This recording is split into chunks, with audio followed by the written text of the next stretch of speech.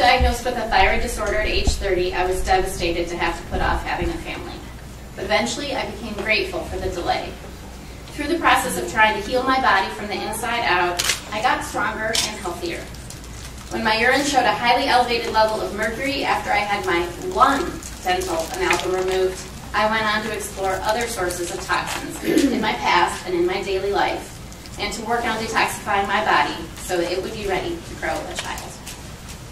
While I was healing, I read about the contamination of breast milk with persistent organic pollutants, PCBs, and dioxins. I read that Inuit mothers with no known sources of dioxin within 300 miles of where they live have breast milk that is twice as contaminated as Canadian mothers living in the South because of the jet stream carrying pollution from mainland North America. Like it or not, air quality is a problem we all share. I'm grateful that I was able to clean out my body, at least somewhat, before conceiving my first child. But I also know that I offloaded some of my remaining toxic burden to him through breast milk. When my son was 5, he developed terrible spring allergies. He reacts so strongly with eyes that tear up and swell almost shut, he has had to stay inside for close to 3 weeks at a time in the early spring for the past 4 years. The first time, his eyes got puffy. It came right after we had just spent the morning at a preschool spring festival, while noisy, smelly road construction was going on just down the block.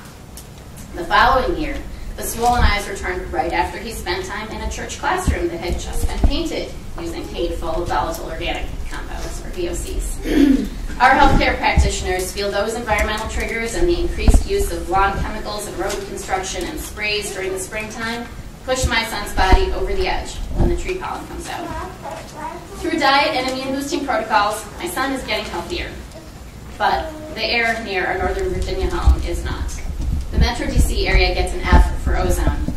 When I let my son play outside or go to soccer practice in the late afternoon on a warm day, I know I'm probably compromising his health. Breathing smog is like giving your lungs sunburn. We are fortunate to live near woods with trees that act as a buffer between us and the nearby highway. But we were unfortunate to live down the street from a high school that was recently being demolished. When we returned home from a summer trip, my son's nose began to run and did not stop for months. Was it dust from the demolition? Was it the off-gassing of new home furnishings because our house was too warm and closed up during our absence? Probably both. So many children are living now with asthma and other chronic conditions. We cannot ignore the impact of air quality, indoor and out, on our health. Babies are born with more than 280 human-made chemicals in their umbilical cord blood. They deserve a better start to life than that. I'm proud to stand today with Mom's Clean Air Force and to ask Virginia legislators to give strong consideration to measures affecting clean air and to realize that those measures are really affecting children's health. Thank you.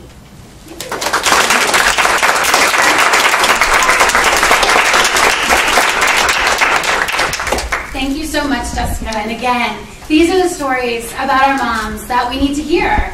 As sad and painful as some of them can be, it's really important. Just on February 4th here in Richmond, one of the elementary schools was shut down because of poor indoor air quality. It's shut down permanently now. They're deciding what they're going to do with the children. There was mold issues. So that just happened a few weeks ago, which is one of the reasons why our elected official that was going to speak here today is unable to make it, because she's dealing with issues that have to do directly with that. It's a big deal. That's not acceptable. We can't have our schools closing down because of poor indoor air quality. So it's not just the outdoor smog and air that we're breathing outside. We're putting our children at risk in their own schools where we send them to be safe, to learn, and we need to make sure that this is not happening.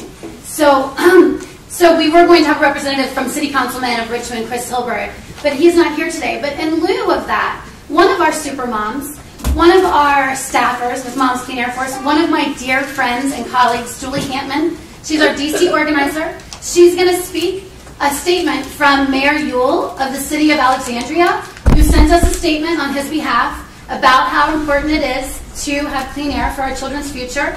He endorsed the U.S. Mayor Climate Protection Agreement back in 2005, so he is one of our leaders. And Julie not only is, like I said, a friend, a colleague, and a leader with Moms Clean Air Force. She started out as a super mom, and now she works with all of us. I couldn't have put this summit together without Julie. She has been my right-hand woman. She's been my rock. She's been amazing. She used to work on public health issues and policy at the Infectious Disease Society of America, and now we are blessed and honored to have Julie with us. So, Julie, please come on up.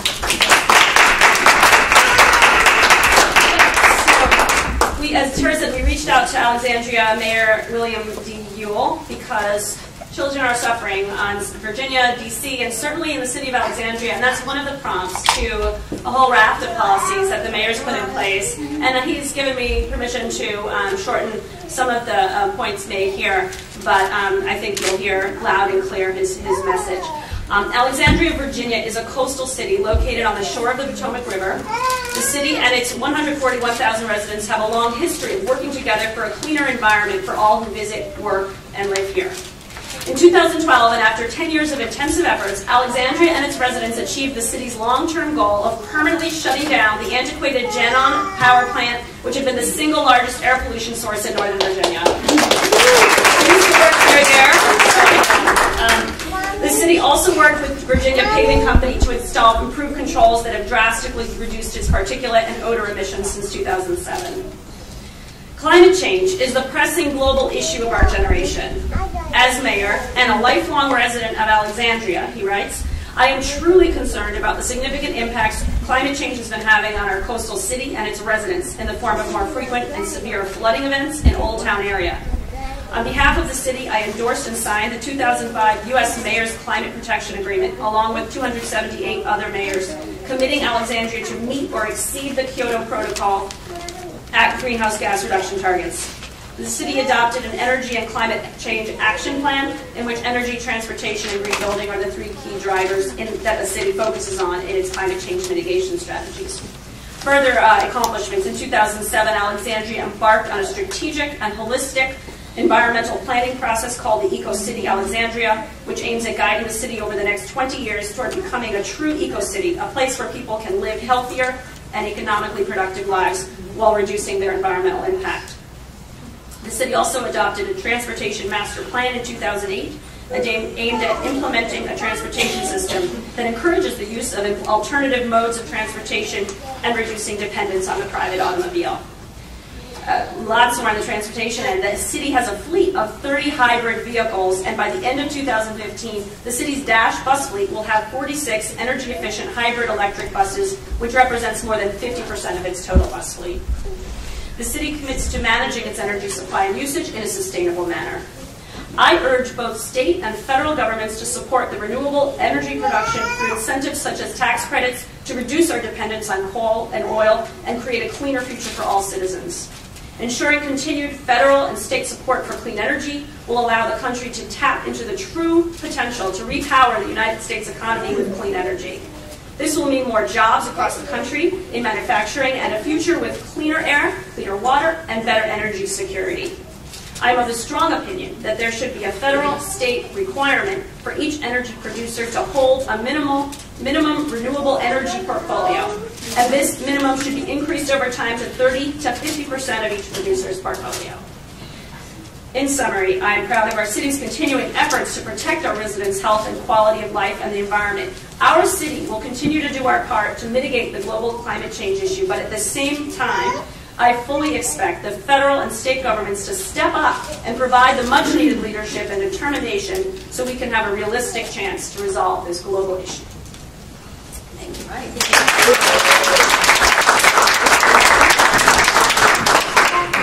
I know you do. All right, last but certainly not least, we have an amazing person with us, another one of our super moms. She also works with the Southeast Care Coalition, and she is an amazing super mom with us. In 2012, Dr. Erica Holloman Hill became the first African-American woman to obtain a doctoral degree from the School of Marine Science at the College of William and Mary, Virginia Institute of Marine Science. Currently, she's working with the Greater Southeast Development Corporation as a project coordinator for the Southeast Care Coalition. She was awarded a U.S. Environmental Protection Agency CARE grant in October of 2011 and formed the Southeast Care Coalition shortly thereafter. Erica, the mission of the coalition is to provide residents of the Southeast community of Newport News, Virginia, with scientifically sound, socially relevant, and community-specific environmental information. So, Erica, I'd love for you to come up and bring a little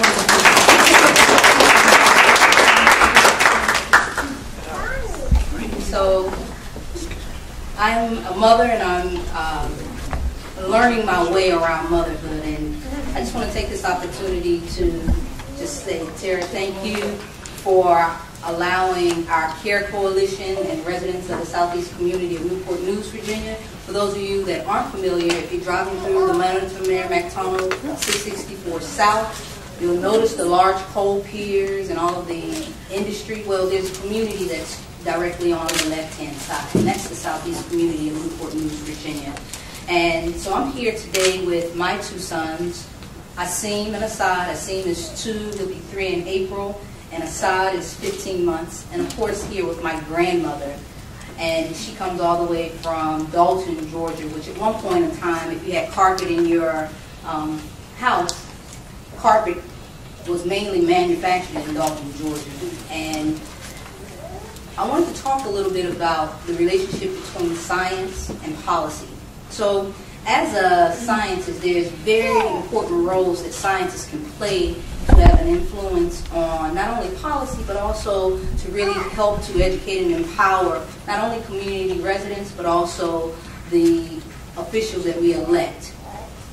One of those roles, as I said, is for us to act as experts. And in acting as experts, oftentimes we can educate the staff of the different elected officials to better understand the science that goes behind a lot of the policy that is being implemented from an environmental point of view. Especially now we're talking about the Clean Power Plant rule.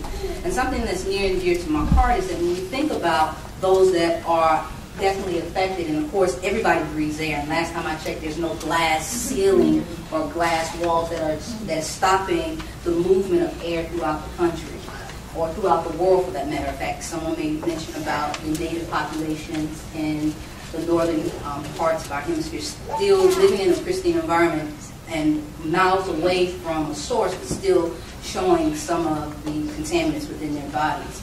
But more closely home, there are also those communities that are disenfranchised through policies and other things, and that deal with the siting of more toxic sources of pollutants. And so these communities oftentimes don't have the opportunity to link with scientists to bring that science-based information to help empower them as they make those local decisions during the election times to elect the officials that would then be able to implement the policy that would best protect them. So another role that scientists can play is to tell policymakers how the decision actually then affects scientists, from the research that we do, the cutting and the funding, that help to really ground truth all of the information that we oftentimes use to talk about a lot of the bills that we're passing from an environmental point of view. So specifically about the Clean Power Plan rule, it's a great plan, we strongly support it, but as we look to implement this plan at a state level, it's very important that we think about the importance of the EJ community throughout the state of Virginia. And sometimes when we think about EJ communities, we think about community of color and low income, and that is true, but it's also the rural areas, such as in the Appalachian, that don't have access to some of these things. And so it's important that scientists take the work out of the labs and bring the research out of the journals to link it with the community, and also with those that could ultimately then implement those rules or that information into policy. So science is very near and dear to me as a scientist. And just a short story, my mother passed of breast cancer in 1997 before the age of 50.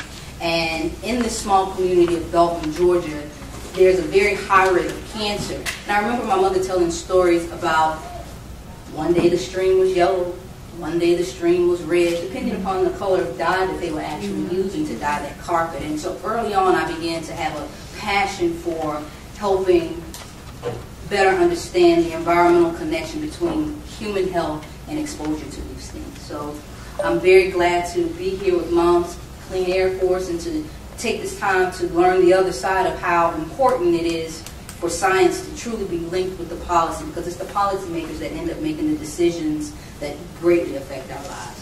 Thank you.